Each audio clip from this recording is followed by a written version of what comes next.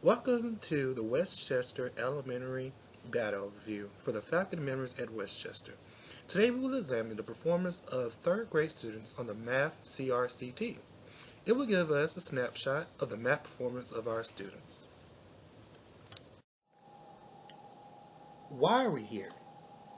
As we begin this new year at Westchester, let's take a second to think back to last year. Which group of students do you believe struggled the most in the area of mathematics? Which group of students do you believe needed a challenge? African Americans, whites, girls, boys, free reduced lunch students, special education students?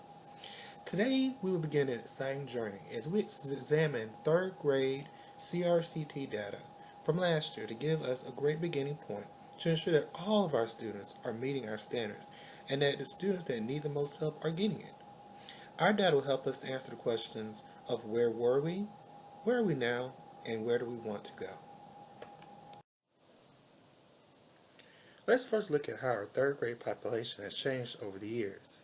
We will look at our third grade classes from the 2010 school year to the 2012 school year.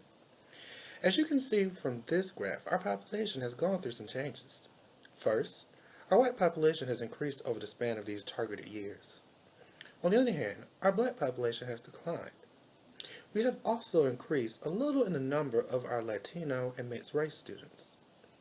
Our Asian population has also declined.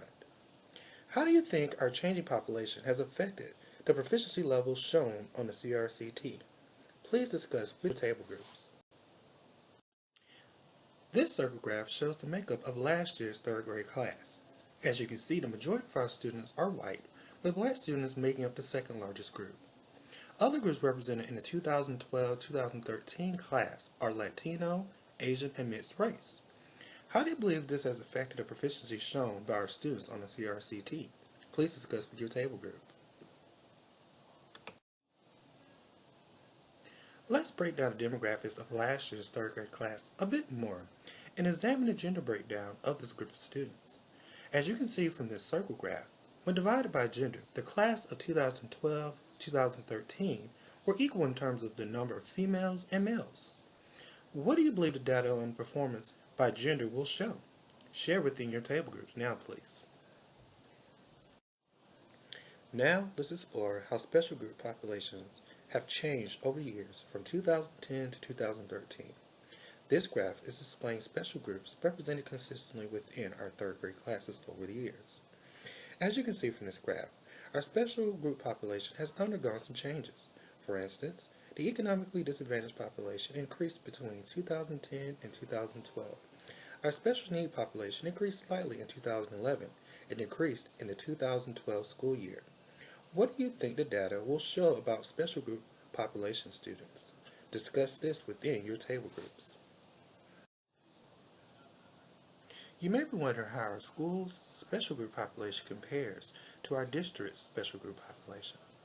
This graph displays how our school's special group population compares to our district third grade special group population from last year. Our school's economically disadvantaged population makes up 30% of the total economically disadvantaged population in the third grade. Our school's special needs population makes up 21% of the total special needs population. Does this change your expectation about what the data will show about these students on the CRCT? Why or why not? Please discuss this with your table mates. Now you may be wondering, how did our students perform in last year's CRCT? This graph displays the performance of our 2013 third graders on the CRCT math section. As you can see from this graph, our school and our students did quite well.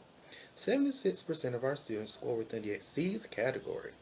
18% of our students scored in the meets category, while 6% of our students fell in the does not meet category. Is this what you expected the data to show about our students' performance, or is it different? Please discuss this with your table mates.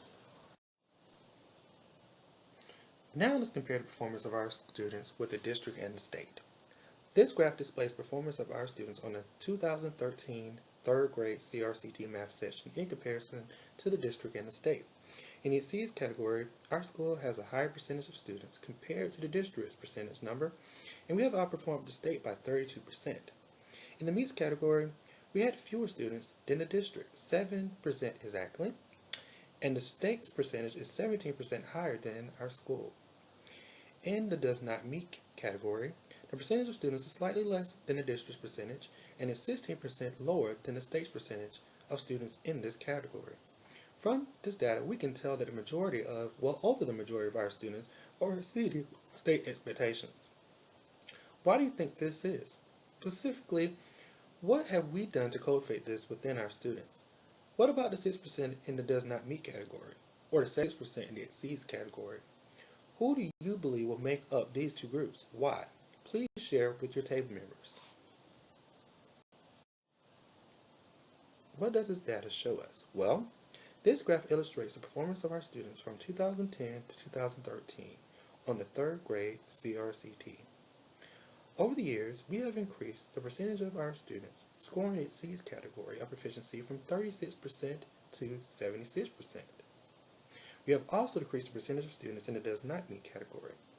While this graph may show a drop in the number of students in the meets category in 2013, please don't be fooled.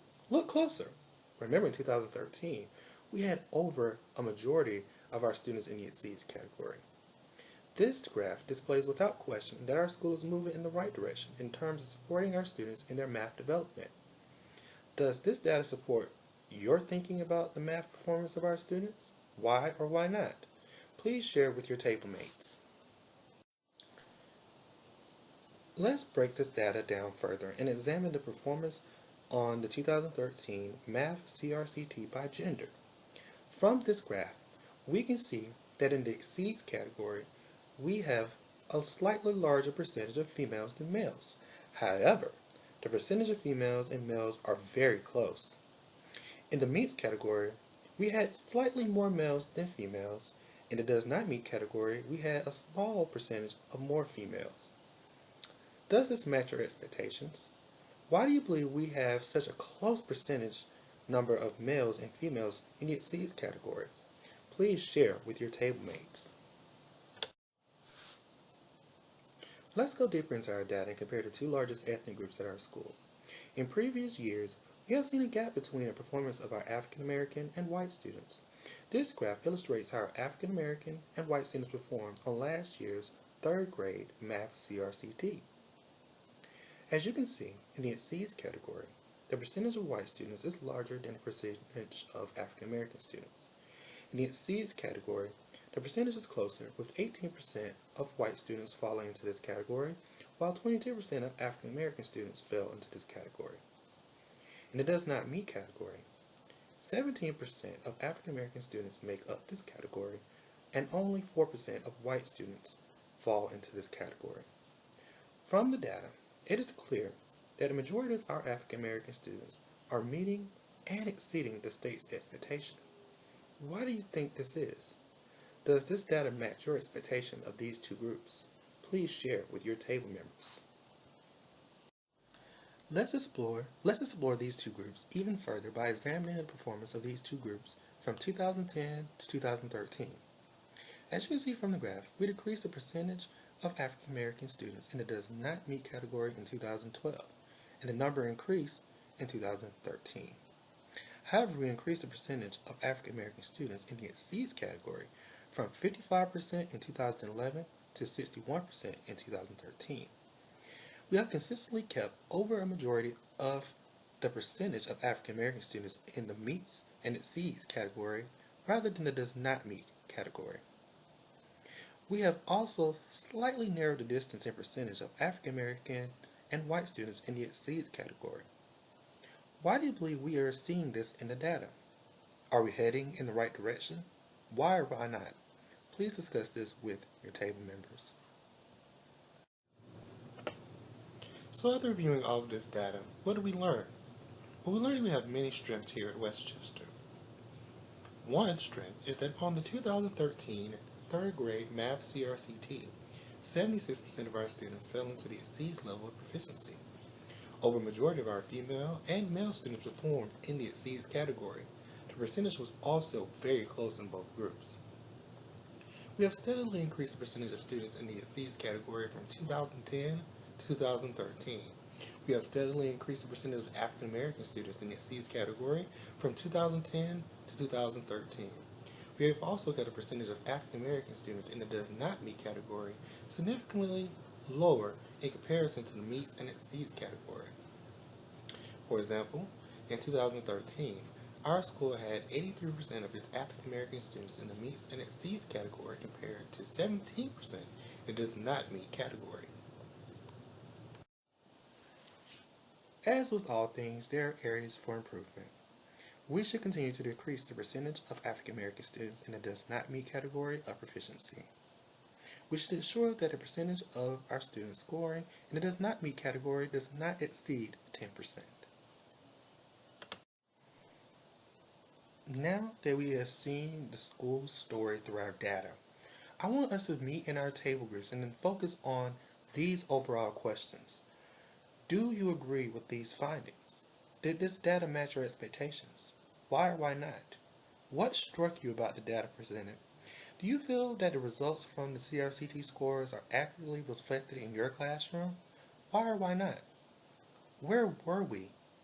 Where are we? Where are we going? Please discuss these questions and be ready to share.